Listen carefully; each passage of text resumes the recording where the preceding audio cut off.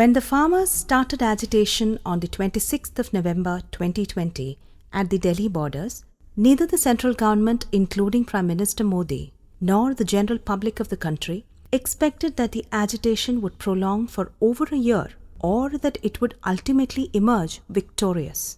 Prime Minister Modi, who has come across as being a steel man who crushed every agitation that had come up nationally, was expected to crush the farmers' agitation also within a few days. Modi also might have contemplated this. He did not even care to take notice of the agitation in the initial days. His strategy was to ignore the agitation completely. But against popular belief, the agitation grew stronger over the days. The farmer leaders adopted strategies that ensured positive results. The agitation started in Punjab and the leadership belonged to Punjab initially. However, the Delhi Chalo march sent waves across the whole of the nation and overseas as well. When the march entered Haryana and passed through it, Haryana also rose to the occasion and the farmers in Haryana joined the march in large numbers. By the time the protest march reached the Delhi borders, the farmers of Uttar Pradesh, Rajasthan and Madhya Pradesh had also joined hands. The agitation was started by independent farmers' organizations. By the time the march reached the Delhi borders, farmers' organizations affiliated to various political parties also became part of the agitation. When the agitation got settled at the Delhi borders, the leaders from Punjab constituted a committee, including within it leaders from different regions, so that the committee would be recognized nationally. The farmers' organizations from Punjab and Haryana, which were thus far functioning separately without joining the Rashtriya Kisan Mahasangh, now combined their efforts with the Mahasangh, forming a broad-based platform of independent farmers' organizations. This move provided them leverage and better bargaining power in dealing with farmers' organizations that had political affiliations. Together, all organizations formed the Samyukta Kisan Morcha. The majority of the members of the core committee of the Samyukta Kisan Morcha belonged to independent farmers' organizations. It was this majority that played a significant role in leading the agitation to its ultimate victory. The core committee consisted of 9 members, representatives from the larger organizations. Below the core committee, another broad-based committee consisting of representatives of more than 40 major farmer organizations in the country was set up. The manner in which the leaders of the farmers' organizations conducted its activities was democratic in its true sense. The core committee consulted the larger committee on all important matters, and the members of this committee were also allowed to participate in the negotiations with the government.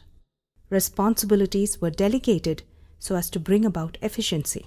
The Singhu and Tikri borders were occupied mainly by the Punjab and Haryana farmers. The Ghazipur border was occupied by the UP farmers under the leadership of Rakesh Tikayat, and the Shahjahanpur border was occupied by farmers belonging to organizations affiliated to political parties.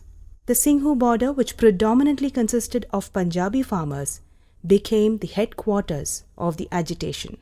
The leadership of Rakesh Tikayat of the Bharatiya Kisan Union at Ghazipur border brought in great mileage to the agitation. The Bharatiya Kisan Union has strong units in different states. In fact, Rakesh Tikayat's entry into the agitation was a cause of concern for the BJP leadership and Narendra Modi. The central government used police force and the BJP leadership used the BJP cadres to block Tikayat and weaken the agitation led by him. But all such efforts were in vain, and they boomeranged. The failed attempts of the police and the BJP cadres became huge headlines in the media. This further helped the agitation gain popularity. The leadership at the Singhu border took special care to sustain and strengthen the agitation there. More people from all over the country and even from abroad were arriving there to witness the agitation and join it.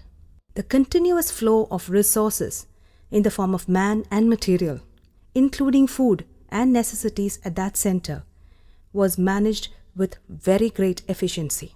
There was an overflow of human resources on the one hand and of agricultural produces, utensils, furniture, and so on the other hand.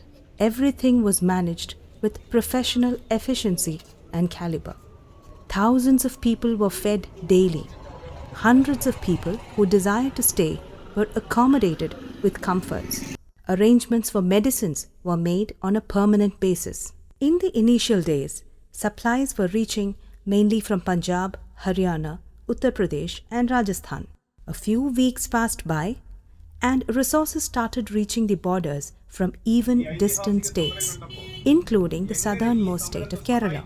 Apart from keeping the agitation at the borders live and vigorous, the leadership worked hard to mobilize farmers at a national level. Around 200 major independent farmers' organizations mobilized farmers in about 22 states. Local programs in support of the agitation were organized in the distant states, apart from deputing delegates from those states to the borders.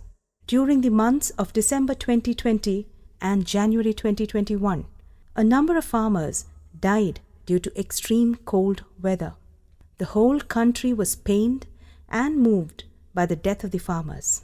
Yet, the central government and Prime Minister Modi did nothing to avoid the death of the farmers. Recently, there was a shocking statement from the Meghalaya governor, Sri Satya Malik, to the effect that when he tried to convey his pain to the Prime Minister Modi on the death of the farmers, the Prime Minister retorted that the farmers did not die for him. This would reflect upon the Prime Minister's lack of concern. While so, the farmer leaders decided to hold a Republic Day parade in Delhi. The central government wanted to prevent this from happening and used the police force to ensure that the parade did not take place. The farmer leaders were aware that the police could not legally deny permission to hold the parade. Police in the beginning took a very arbitrary stand that it would not permit it. Thereafter occurred a very interesting tug-of-war between the police and the farmer leaders. The farmers were trying to gain permission by applying whatever pressure they could, but without resorting to legal measures.